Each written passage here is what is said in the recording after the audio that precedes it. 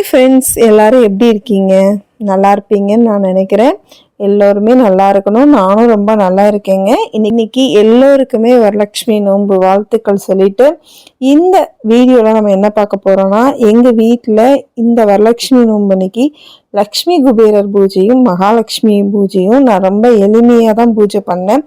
அதைத்தான் இப்போ உங்களோட ஷேர் பண்ணலான்னு நினச்சேங்க. நான் பெரிய அளவில் ஏதாவது எலாபரேட்டாக பண்ணினேனான்னு கேட்டிங்கன்னா அப்படியெல்லாம் இல்லை. எங்கள் வீட்டுக்கு ஏற்ற மாதிரி என்னால் முடிஞ்ச அளவுக்கு ரொம்ப ரொம்ப சிம்பிளாக மனசுக்கு நிறைவாக பண்ணினேன். நான் எப்படி எளிமையாக பூஜை பண்ணேன் அப்படிங்கிறது தான் இந்த வீடியோவில் உங்கள் கூட நான் ஷேர் பண்ணிக்க போகிறேன். வாங்க ஆரம்பத்துலேருந்து பார்க்கலாம். மகாலட்சுமி அம்மனுடைய ஃபோட்டோவும் லக்ஷ்மி குபேருடைய ஃபோட்டோவையும் தொடச்சி எடுத்து வச்சு சந்தனம் குங்குமம் எல்லாம் வச்சு அலங்காரம் பண்ணிட்டு பூக்களாலேயே அலங்காரம் பண்ணேன். நம்ம எந்த ஒரு பூஜை பண்ணினாலும் முதல்ல பிள்ளையார் வழிபாடு அப்படிங்கிறது ரொம்ப ரொம்ப முக்கியங்க. அடுத்தது குலதெய்வம் அப்படிங்கிறது ரொம்ப முக்கியம். ஏன் அப்படின்னா, நம்ம பூஜை செய்கிறது முழுமையான பலன் கிடைக்கணும். அந்த பூஜை எந்த ஒரு காரணம் கொண்டும் தடைபடக்கூடாது அப்படின்னு சொல்லிட்டு மனசார பிரார்த்தனை பண்ணிட்டு பூஜை ஆரம்பிக்கணும். அதே மாதிரி தான் இந்த லக்ஷ்மி குபேரர் பூஜையும் பிள்ளையாரையும் எங்களுடைய குலதெய்வத்தையும் பிரார்த்தனை பண்ணிட்டு ஆரம்பிச்சேங்க. அதே மாதிரி உங்களுக்கு என்ன பிரார்த்தனை இருக்கோ அதை மனசார வேண்டிக்கோங்க. உங்களுக்கு என்ன தேவை இருக்கோ அதை மனசார வேண்டிட்டு அதற்கு பிறகு என்ன பண்ணணும்னா, லக்ஷ்மி குபேருடைய 108 போற்றிகள் இருக்கக்கூடிய புக்ஸும் கடையில் கிடைக்கும். நான் புக்ஸ் பார்த்து நான் படிக்கலை. மொபைல் ஃபோனில் 108 லக்ஷ்மி குபேரர் போற்றி அப்படின்னு சொல்லிட்டு அந்த ப்ளே பண்ணோன்னே வரும் இல்லையா, அதை ஆன் பண்ணி வச்சுட்டு அப்படியே ஒவ்வொரு காயினாக அந்த வெண்கல பவுல் ஒன்று வச்சுருக்கேங்க. அதுக்குள்ளே அந்த காயின் போடும்பொழுது நல்லா சவுண்டு கேட்கும். அந்த சவுண்ட் ரொம்பவே ரம்மியமாக இருக்கும்.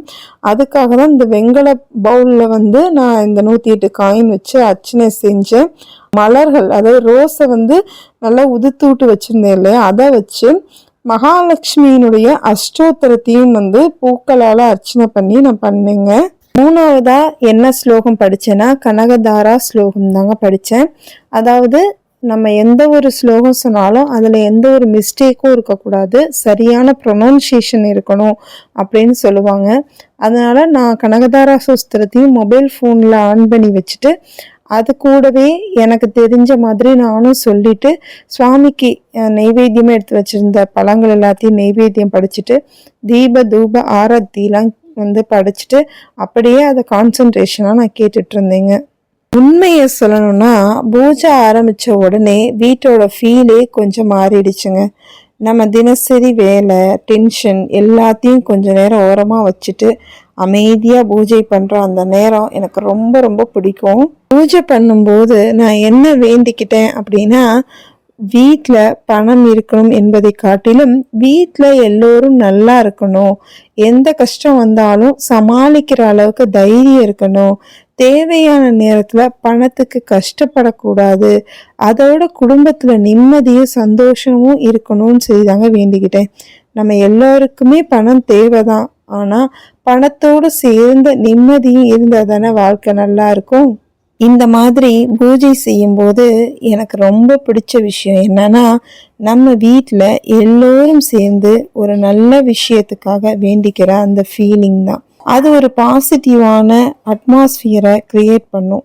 உண்மையாகவே சொல்லணும்னா ஃப்ரெண்ட்ஸ், நம்ம வாழ்க்கையில் எல்லாமே நம்ம நினைக்கிற மாதிரி நடக்காது. சில நேரம் பண சம்பந்தமான பிரச்சனை இருக்கும், சில நேரம் குடும்பத்தை பற்றியே கவலை இருக்கும், சில நேரம் நம்ம ஃப்யூச்சரை பற்றியே நமக்கு என்ன செய்யறதுன்னு தெரியாமல் இருக்கும். அந்த மாதிரி நேரத்தில் நம்ம மனசுக்கு நம்பிக்கை கொடுக்குற விஷயங்கள்ல ஒன்று தான் இந்த மாதிரியான வழிபாடு எல்லாம்.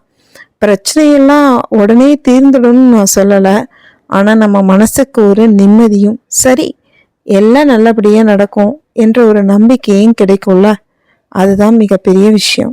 இப்படி தான் ஃப்ரெண்ட்ஸ், இந்த வருஷம் நான் எங்கள் வீட்டில் வரலட்சுமி விரதத்துக்கு மகாலட்சுமி பூஜையும் லக்ஷ்மி குபேர பூஜையும் பண்ணேன். இது ஒரு சின்ன விஷயந்தான். இதை உங்கள் கூட ஒரு வீடியோவாக ஷேர் பண்ணணும் தான் வீடியோ ஷூட் பண்ணி உங்கள் கூட நான் ஷேர் பண்ணியிருக்கேன். இது உங்களுக்கு பிடிக்கும்னு நான் நம்புகிறேன். உங்கள் வீட்லேயும் வரலட்சுமி விரதம் கொண்டாடுனீங்களா? அது எப்படி வழிபாடு பண்ணுவீங்க? உங்கள் வீட்டில் என்ன வழக்கம்லாம் ஃபாலோ பண்ணுவீங்க அப்படிங்கிறத கமெண்ட் செக்ஷனில் சொல்லுங்கள். ஒவ்வொரு வீட்லேயும் ஒவ்வொரு பழக்கம் இருக்கும் இல்லையா, அதை தெரிஞ்சுக்கணும் அப்படிங்கிறதுல எனக்கு ரொம்பவே ஆர்வமாக இருக்குது. அதனால் கண்டிப்பாக கமெண்ட் செக்ஷனில் நீங்கள் எந்த முறையை ஃபாலோ பண்ணீங்க அப்படிங்கிறத கமெண்ட் பண்ணுங்கள். இந்த வீடியோ உங்களுக்கு பிடிச்சிருந்தா ஒரு லைக் பண்ணுங்கள். லைஃப் வித் ரதிமா சேனலை சப்ஸ்கிரைப் பண்ணிக்கோங்க. மீண்டும் இன்னொரு அழகான வீடியோவில் சந்திக்கலாம். Bye friends.